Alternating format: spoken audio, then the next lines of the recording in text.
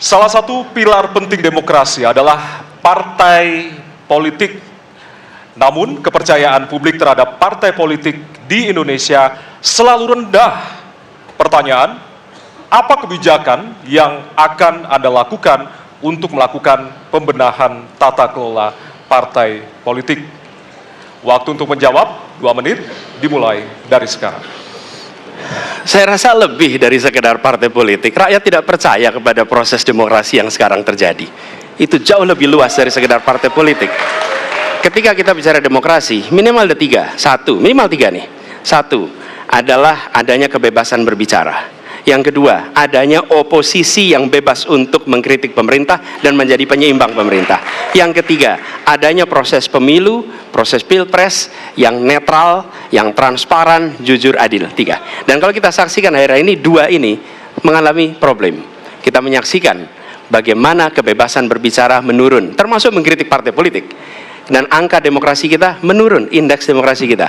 Bahkan pasal-pasal yang memberikan kewenangan untuk digunakan secara karet kepada pengkritik, misalnya Undang-Undang ITE atau pasal 14, 15 Undang-Undang nomor 1 tahun 1946, itu semua membuat kebebasan berbicara menjadi terganggu.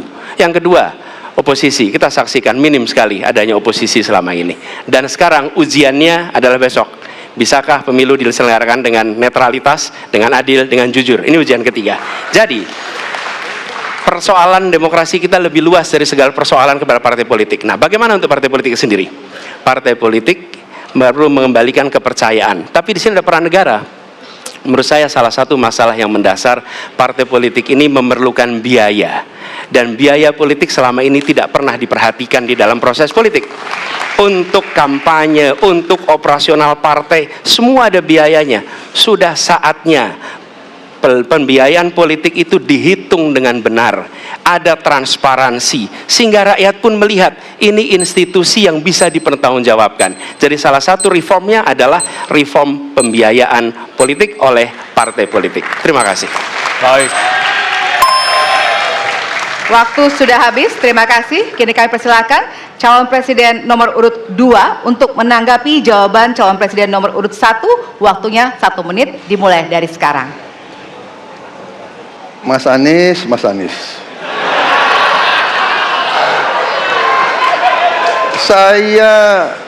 Saya berpendapat Mas Anies ini agak berlebihan. Mas Anies mengeluh tentang demokrasi ini dan itu dan ini. Mas Anies dipilih jadi gubernur DKI menghadapi pemerintah yang berkuasa. Saya yang mengusung Bapak.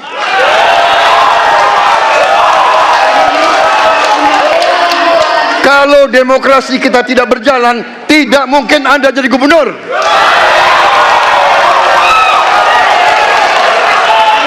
Kalau Jokowi diktator, Anda tidak mungkin jadi gubernur. Saya waktu itu oposisi, Mas Anies. Anda ke rumah saya, kita oposisi, Anda terpilih. Waktu habis, Bapak. Harap tenang, Bapak Prabowo. Baik, para pendukung, kami mohon untuk tenang, para pendukung. Para pendukung, Baik. harap tenang. Kita akan lanjutkan dialog kita.